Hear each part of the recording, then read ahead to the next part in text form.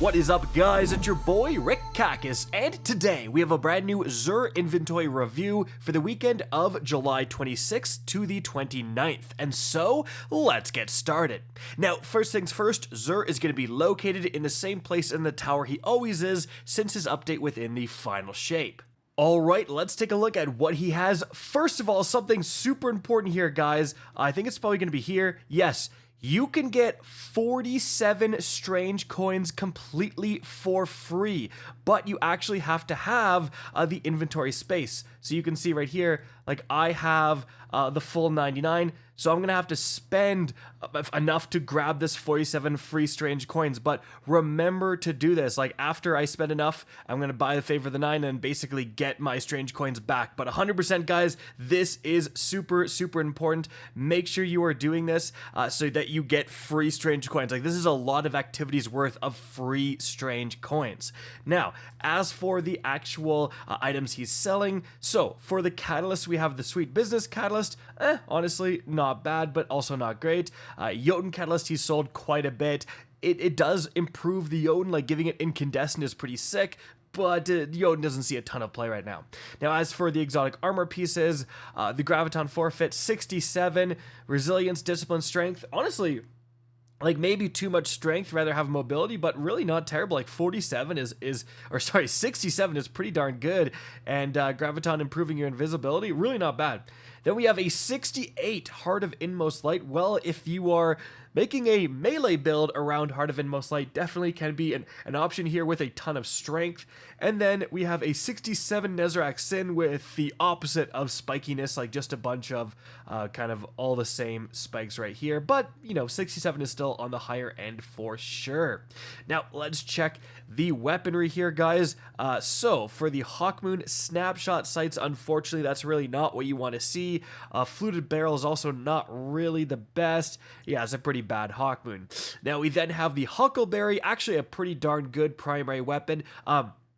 Keep in mind, with a lot of exotics, including the Huckleberry, Rampage here, this is OG Rampage. This doesn't go up to like 30%, like Rampage on a legendary. This goes up to like 50% of a damage increase, I think maybe even higher. So again, keep that in mind. This actually shreds. Now, after that, speaking of shredding, Sunshot, literally one of the best exotics in the game. If for some reason you don't have it, like it's one of the easier weapons to acquire. I think you got it back in the day as like an opening quest or something, but if for some reason you don't have it, buy it 100% right now. And then the Wardcliff Coil is kind of all right. Now, as for the legendary rolls here, we do have a Hipfire Grip, Eye of the Storm, Death Adder, not really interested in that. Tunnel Vision, Adrenaline Junkie, Farewell, no thank you. Under Pressure, Disruption Break, like Under Pressure is actually not bad, certainly for PvP, but then Disruption Break is not really that good. You can get better stuff there. It's kind of a mix of PvE and PvP. Now, for the Sniper Rifle, the Far Future, not interested in Surplus Wellspring. Blast Batu with Threat and Snapshot, again, not really interested. Well, this is actually a pretty good roll. Lasting Impression, a lot of people have started to use some of the other options like Explosive Light, etc. for damage increase, but Lasting Impression will significantly increase your damage when compared to, you know, no damage increasing perk, for sure. It's just kind of awkward with how it activates after a little bit. And then Field Prep is going to increase how much reserves you have. Guys, like, if you don't have a rocket launcher, a halfway decent rocket launcher, this is going to do a lot of damage. Big increase to damage with lasting, big increase to reserves with field prep, and reload speed if you're crouching. This is good, right? Don't necessarily have the best stuff here, but again, if you're in need for a decent solar rocket launcher, you know, this is definitely an option. And then as for the class-specific swords, Thresh, Counterattack, for the Crown Splitter, no thank you. Now, let's check the armor right here, the Righteous set. Let's check light.gg for the rarity. Alright, so this was originally introduced back in Season 9, Season of the Dawn. It was reintroduced in Season 15, and it's a pretty common set with over 41% of Guardians having this very helmet. Very good looking set though, I will say. Now, as for the actual rolls here, on the gauntlets, way too much mobility, 64 overall. 64 overall, again, way too... Dude, these are... Bro. Are these the literal exact same roll? They are. That's crazy. That's like a 1 in a million chance. and they're both trash. Okay, now as for the helmet, 67, no mobility, actually not the worst. I mean, look at the stats. It's got resilience, recovery, discipline, and strength. Like, that's literally the stats you want as a Titan. So really not a terrible helmet, and not quite as spiky. And then for the boots, 63 intellect, recovery, not really what I want. Let's check the Warlock. All right, for the Warlock, let's check it out. 62 gauntlets, not really too spiky, kind of okay. Way too much mobility, too much intellect as well, no thank you.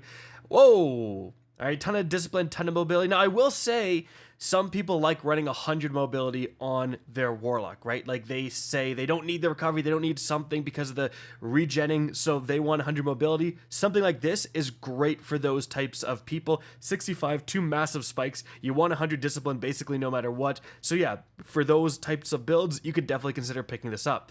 Now, moving on to the boots, not really too spiky. 65 overall, not really interested. Now, the sword, Tireless Blade Flash Counter, last week's was way better. Now let's switch to the Hunter. All right, for the Hunter, 65 gauntlets, intellect, strength, nope. 63 resilience, it's okay. Helmet, 66, big mobility, big, and then intellect and strength. Unfortunately, so no thank you. And then boots, 66, mobility, recovery, intellect. Yeah, not really interested in that either. Now, the Quick Fang, we do have Thresh 1 for All. Well, 1 for All is actually the best, like, damage increasing perk here. Not a terrible roll, but is also not, like, absolutely insane or anything like that. Now, guys, lastly, remember, make sure you are, I'm just going to do this here. I'm going to get these alloys so that I can get my free 47 strange coins, or actually I get my favor of the 9, and then I'll get my 47 free strange coins. So huge there. Make sure, hey, this is the weekend, and you can only get these 47 free strange coins up until, I believe, the beginning or the end of August. After August 27th, I don't think you're going to be able to do that, so make sure you're getting those free strange coins while you can. Guys, that is going to be it for the video. Hope you enjoyed and found this informative. If you did, please remember to help me out by simply rating and especially sharing this video. If you guys want to see more Destiny 2 content similar to this, don't be afraid to slap that subscribe button.